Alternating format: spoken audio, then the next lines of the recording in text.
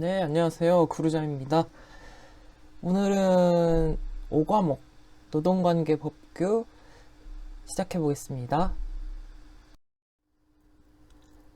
81번입니다. 직업안정법령상 직업정보 제공 사업자의 준수사항으로 틀린 것은? 네, 1번 바로 볼게요. 구인자의 업체명이 표시되어 있지 않은 구인 광고를 게재하지 아니할 것. 네, 그렇죠. 업체명이 표시되어 있어야 합니다. 2번 직업정보 제공 매체의 구인구직 광고에는 구인구직자의 주소 또는 전화번호를 기재하지 아니할 것. 전화번호 기재하지 않으면 어떻게 연락을 하죠? 연락처가 있어야 됩니다. 그래서 2번이 틀린 내용인데, 직업정보 제공 매체의 구인구직 광고에는 구인구직자의 주소나 전화번호를 기재해야 합니다. 그리고 직업정보 제공자의 주소 또는 전화번호는 기재하지 않습니다. 네, 그래서 2번이 틀린 내용이 되겠고요. 3번. 구직자의 이력서 발송을 대행하거나 구직자에게 취업 추천서를 발부하지 아니할 것. 네, 그러면 안 되겠죠. 그리고 4번. 직업정보 제공 사업의 광고문에 취업 추천, 취업 지원 등의 표현을 사용해서는 안 됩니다. 그리고 그 외에 또 준수해야 되는 사항들로는 임금 체불 내용이 있다면 이제 게재를 해야 되고, 최저임금 미달의 구인 정보는 제공해서는 안 됩니다. 그래서 뭐 알바몬이나 워크넷 이런 곳에 보면 이제 최저임금 미달에 관한 그 이야기가 있죠. 그래서 그런 아예 입력조차 안 되게 이제 되어 있는 포털 사이트들도 요즘 이제 다 많아지고 있습니다. 그래서 최저임금 미달되는 정보는 이제 제공할 수 없습니다. 그리고 성매매 알선 및 행위의 처벌에 관한 법률에 따른 금지 행위가 행해지는 업소, 금지 행위가 행해지는 업소는 구인 광고가 게재될 수 없겠죠. 네, 그래서 정답은 2번. 예, 많이 어려운 내용은 아니지만 이 선택지 내용들과 아래 첨부한 내용들 다시 한번 확인해 보시고 기억해 주시기 바랍니다. 자주 출제되는 내용입니다. 직업정보 제공 사업자의 준수사항. 네, 넘어갈게요. 네, 82번. 남녀고용 평등과 일가정 양립 지원에 관한 법령상 1천만 원 이하 과태료. 이거는 네, 사실 뭐 다 기억하지 않으면 몰라요. 하지만 이런 문제가 나왔을 때 너무 당황하지 마세요. 버린다고 생각하지 마시고, 네, 그러니까 기억을 모르고 있을 경우에 한해서 말씀드리는 겁니다. 알면 당연히 맞춰야겠죠. 네, 모른다 하더라도 당황하지 마시고, 딱 보세요, 보기를. 1번, 2번, 3번, 4번이 있는데, 이 중에서도 뭔가 과태료 다 부과하겠지만, 뭔가 죄질이라고 해야 되나? 잘못의 정도가 좀 다른 것이 이제 하나 눈에 띄면은 이제 그거를 그냥 이제 찍으시면 돼요. 찍는 요령이 되겠죠. 여기서는 보면 난임 치료 휴가를 주지 않는 경우, 좀 나빠요. 성희롱 예방 교육을 하지 않은 경우, 이것도 좀 나빠요. 직장 내 성희롱 발생 사실 조사 과정에서 알게 된 비밀을 다른 사람에게 누설한 경우, 이것도 좀 나빠요. 4번. 사업주가 직장 내 성희롱을 한 경우, 이거는 좀 나쁜 정도를 넘어서 아주 나쁘죠. 그래서 이렇게 다른 보기가 있으면 뭐 이렇게 4번으로 이제 찍어보는 거죠. 네. 실제로 이 문제 정답이 4번인데요. 이제 사업주가 직장 내 성희롱을 한 경우는 1천만 원 이하 과태료. 그리고 그 외에 뭐 고소를 당할 수도 있겠죠. 그리고 나머지 1, 2, 3번의 경우에는 이제 과태료 500만 원에 해당되는 이제 과태료 부과 행위입니다. 그래서 정도에 따라서 이게 정도가 조금 약하다 싶으면 이제 500만 원, 뭐 200만 원, 300만 원인 경우도 있겠죠. 그런데 뭐 대체로 500만 원이고 사업주가 직장 내 성희롱을 하면 1000만 원. 이렇게 기억을 해두시면 되겠습니다. 최소한 이 문제에 나온 정도는 기억을 해주시면 좋을 것 같습니다. 네, 성희롱은 아주 나쁘기 때문에 이제 1000만 원 이하. 넘어갈게요. 83번. 기간제 및 단시간 근로자 보호 등에 관한 법률상 기간제 근로자와 근로계약을 체결하는 때 서면으로 명시해야 하는 사항, 계약서에 명시해야 하는 사항을 고른 거죠. 고르라고 했죠. 기간제 및 단시간 근로자 보호. 자, 기억. 근로계약 기간에 관한 사항. 네, 근로계약 기간에 관한 사항 나와야겠죠. 2번. 근로시간 휴게에 관한 사항. 근로시간, 휴게시간 당연히 나와야겠죠. 3번. 휴일, 휴가에 관한 사항. 네, 나와야겠죠. 4번. 취업의 장소와 종사해야 할 업무. 네, 이것도 포함이 되어야 합니다. 그리고 또 포함이 되어야 하는 내용이 있다면 임금의 구성 항목, 계산 방법, 지불 방법에 관한 사항이 포함이 되어야 합니다. 또한 단시간 근로자 한정으로 해서는 단시간 근로자에 한해서 근로일과 근로일별 근로시간이 명시되어야 되겠죠. 그래서 정답은 4번이 되겠습니다. 이 근로계약서 관련 부분 포함되어야 하는 내용은 네, 반드시 기억을 해주시기 바랍니다. 네, 84번으로 넘어갈게요. 84번. 고용정책기본법상 명시된 목적이 아닌 것은?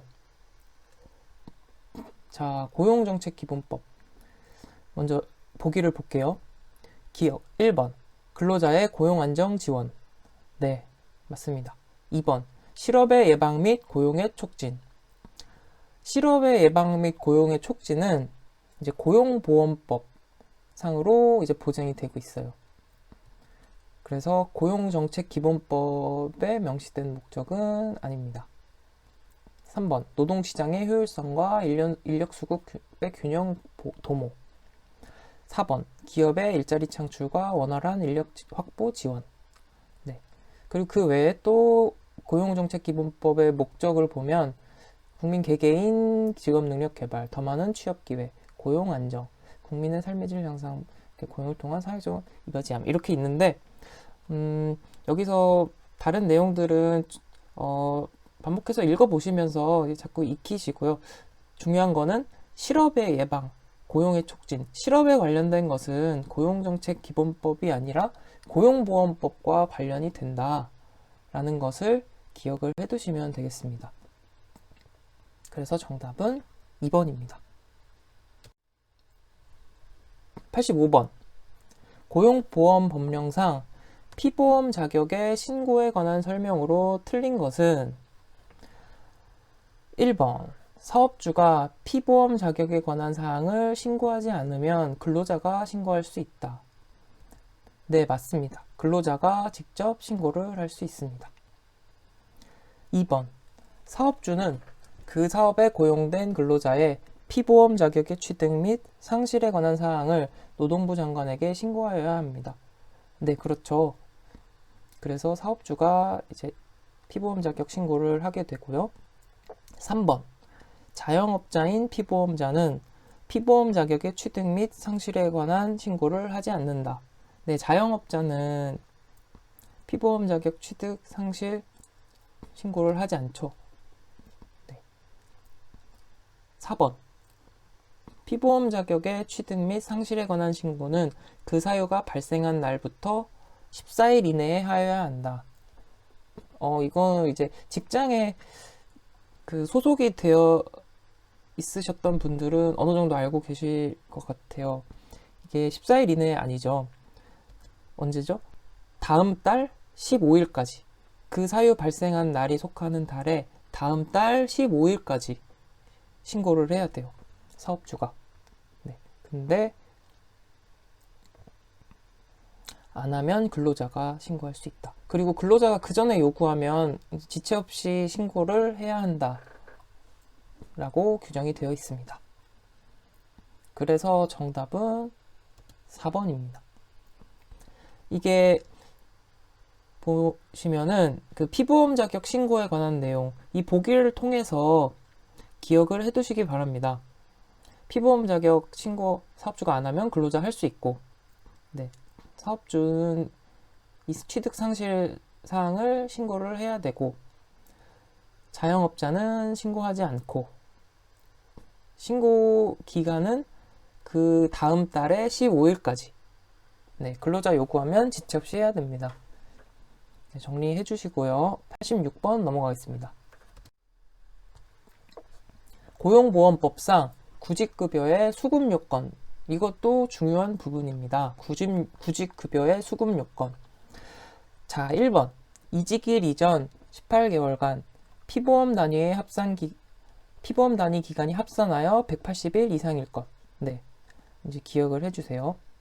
180일 이상, 이전 18개월간 180일 이상. 2번. 근로의사와 능력이 있음에도 불구하고 취업하지 못한 상태에 있을 것. 네, 그렇죠. 3번. 전직 또는 자영업을 하기 위해 이직한 경우. 이 경우는 이제 해당되지가 않습니다. 전직이나 자영업은 구직급여 수급 요건이 되지 않습니다. 4번. 재취업을 위한 노력을 적극적으로 할 것. 그렇죠. 그래서 구직급여를 수급하는 기간 동안 이제 취업 활동을 했다는 증빙을 제출을 하게 되죠. 네, 그래서 정답은 3번입니다.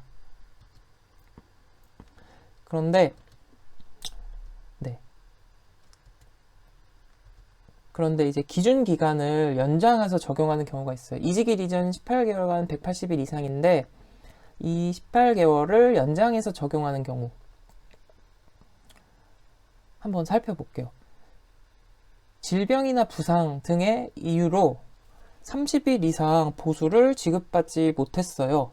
그러면은 그 기간만큼 연장이 됩니다.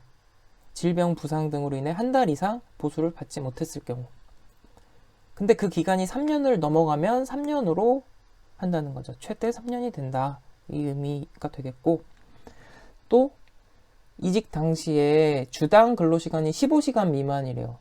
그리고 2일 이하로 근무를 했고 이전 24개월 동안에 90일 이상을 근로했을 경우에는 기간을 24개월까지로 연장해서 적용을 한다. 이 부분도 한번 좀 살펴보시면 좋겠습니다. 우선은 구직급여 수급 요건은 반드시 기억을 해주세요.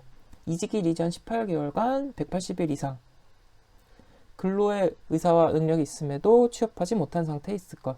재취업을 위한 노력을 적극적으로 할 것. 네. 그리고 하나 더 살펴보실 건 구직급여가 이제 현재 이제 취직하지 않은 상태에 있는 사람들의 지급하는 급여잖아요.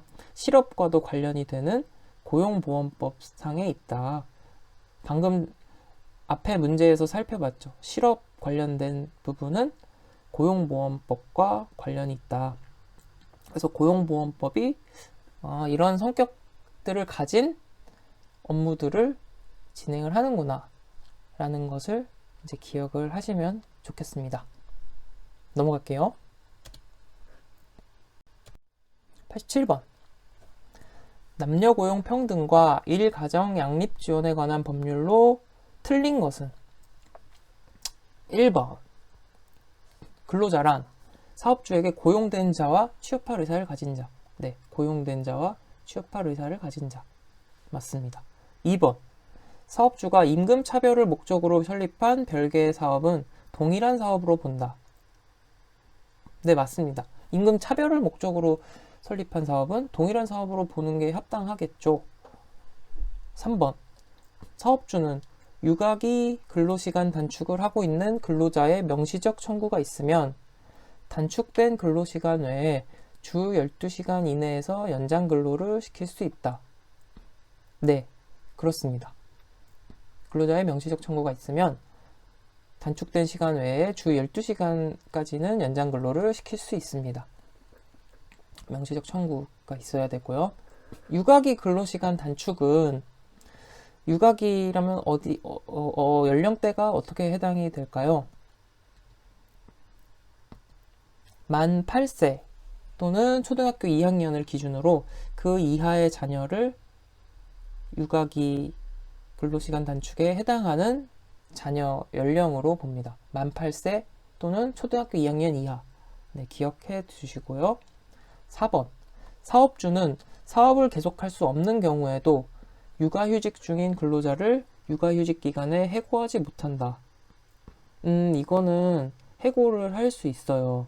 해고라고 생각하면 이제 무조건 나쁘다고 생각을 하게 되면 해고하면 안 돼 이렇게 생각할 수 있는데, 근로자 입장에서 한번 생각을 해보면 이거는 이제 꼭 외우지 않더라도 납득이 되는 부분이죠. 근로자가 사업주가 사업을 계속할 수 없으면 일을 할 수 없잖아요. 그렇기 때문에 이제 사업주가 부득이하게 해고를 진행하게 되면 이 근로자는 그래도 실업급여를 받을 수 있겠죠. 그래서 실업급여를 수급하면서 또 다른 직장을 구직 활동을 할 수 있고, 그만큼 이제 그래도 최소한의 급여를 받을 수 있기 때문에 근로자 입장에서 생각해 보면 이거는 해고를 가능하게 하는 것이 근로자 입장에서 더 좋겠구나, 더 안정적으로 생계 유지에 있어서도 도움이 되겠구나, 이런 측면에서 본다면 사업을 계속할 수 없는 경우에 해고할 수 있다라고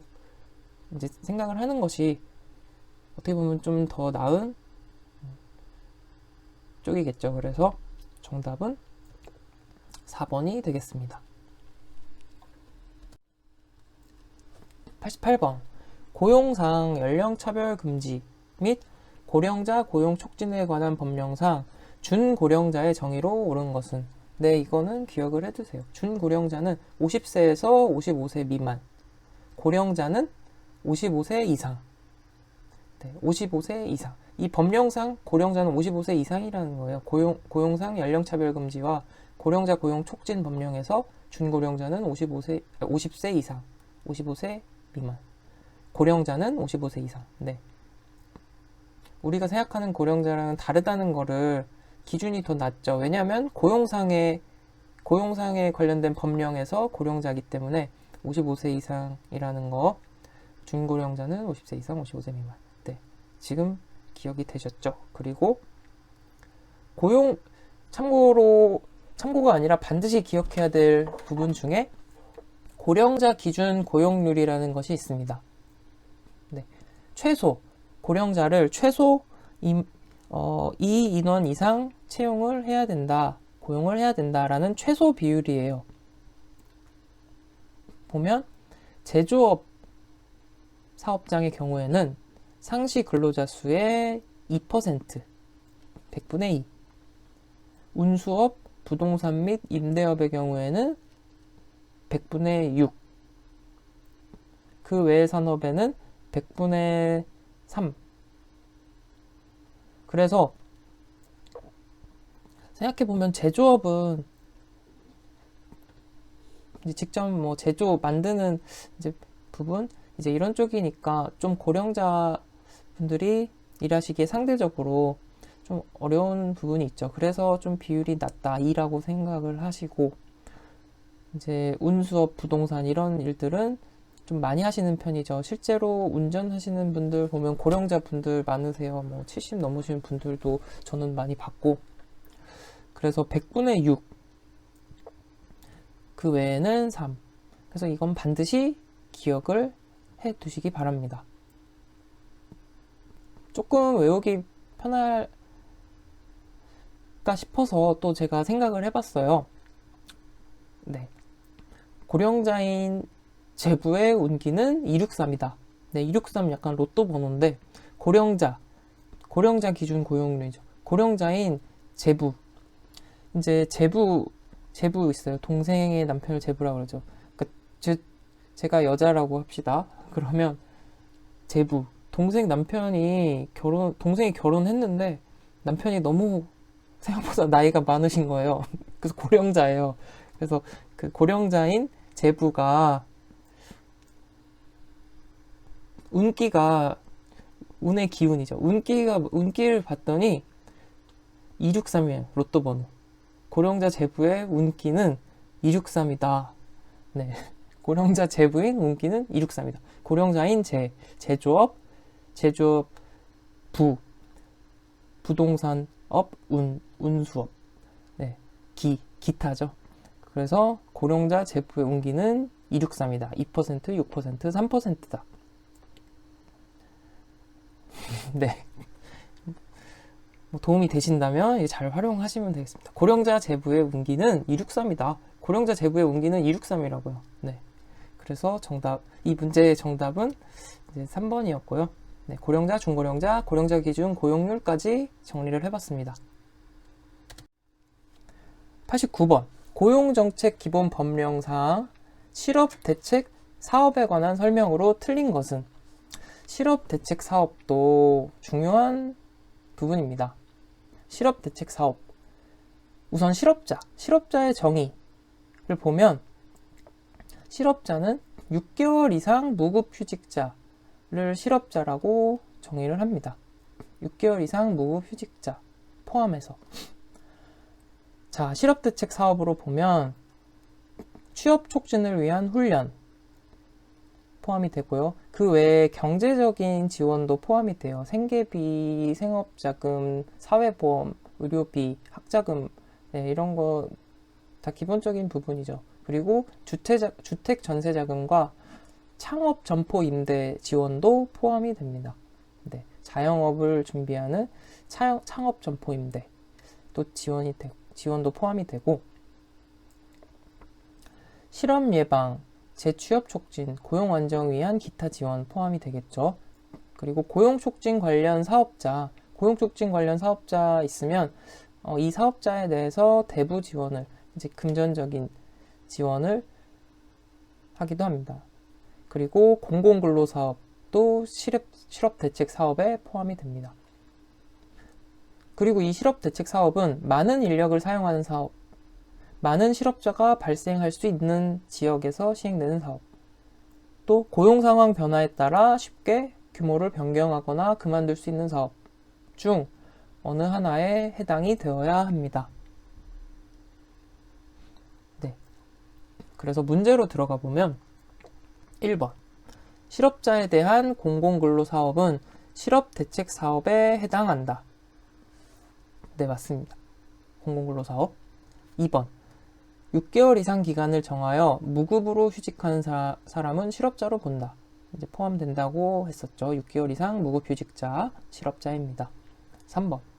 실업대책 사업의 일부를 한국산업인력공단에 위탁할 수 있다. 네, 한국산업인력공단이 아니고 근로복지공단에 일부 위탁할 수 있습니다. 한국산업인력공단은 어디예요? 이제 우리가 직업상담사 2급 시험을 보려면 이제 큐넷 접수를 하는데, 한국산업인력공단은 이런 국가기술 자격 검정 이런 사업들을 이제 위탁해서 하는 거죠. 이런 사업들을 운영하는 곳이 한국산업인력공단이죠. 네. 4번. 실업대책 사업에는 많은 인력을 사용하는 사업이 포함되어야 한다. 그렇다고 했죠. 많은 인력을 사용하는 사업, 많은 실업자가 발생 가능한 지역에서 진행되는 사업, 쉽게 규모를 변경하거나 그만둘 수 있는 사업, 이 중에 해당이 되어야 한다 라고 했습니다. 네, 실업대책 사업 다시 잘 정리해 보시기 바랍니다. 그럼 넘어갈게요. 90번. 남녀 고용 평등과 일가정 양립 지원에 관한 법령상 괄호 안에 들어갈 숫자의 연결이 옳은 것은? 네, 제19조의 사항입니다. 근로자는 육아휴직을 몇 회에 한정하여 사용할 수 있나요? 네, 2회에 한정하여 사용할 수 있습니다. 2회. 근로자는 육아기 근로시간 단축을 나누어 사용할 수 있다. 육아기 근로시간 단축, 육아기의 연령이 몇 살이라 그랬죠? 네, 만 8세 또는 초등학교 2학년 이하라고 했습니다. 그래서 나누어 사용할 수 있는데, 이 경우 나누어 사용하는 N회의 기간은 N개월 이상이 되어야 한다. 나누어 사용하는 한 번의 기간은 3개월 이상이 되어야 합니다. 한 번의 기간은 3개월 이상이 되어야 한다. 그래서 정답은 4번인데, 만약에 근로계약 기간 만료로 인해서 3개월 이상 근로시간 단축을 사용할 수 없는 경우에 대해서는 남은 근로계약 기간이 적용이 되겠죠. 네, 그래서 4번이 되겠고요. 여기서 좀 더 살펴보면 육아휴직이 나왔으니까 육아휴직을 조금 정리를 해볼게요. 육아휴직. 임신 중인 근로자, 또 만 8세 이하 또는 초등학교 2학년 이하의 자녀가 있는 근로자가 대상입니다. 기간은 1년 이내. 그런데 근속기간에 포함이 되어야 합니다. 그리고 당연히 해고를 할 수가 없겠죠. 그런데 앞에 문제에서 봤듯이 사업을 계속할 수 없는 경우에는 예외로 적용을 합니다. 네, 사업을 계속할 수 없는 경우엔 오히려 해고를 하는 게 근로자한테 더 그나마 이제 도움이 되는 부분이니까 그렇게 이해를 하면 좋다고 말씀드렸죠.